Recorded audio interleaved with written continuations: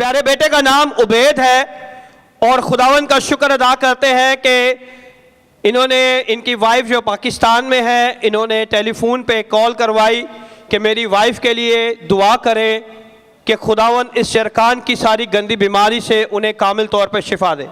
और जब इनके लिए दुआ की गई तो खुदावन यीशु ने मुल्क पाकिस्तान में इनकी वाइफ को छू के कामिल तौर पर शिफा दी। जोरदार तालियां बजाएं। आप यहाँ पे हैं या पाकिस्तान में हैं, चाहे अमेरिका में हो, चाहे किसी भी कोने पे हो, खुदावन आपको शिफा देने की कुदरत रखता है।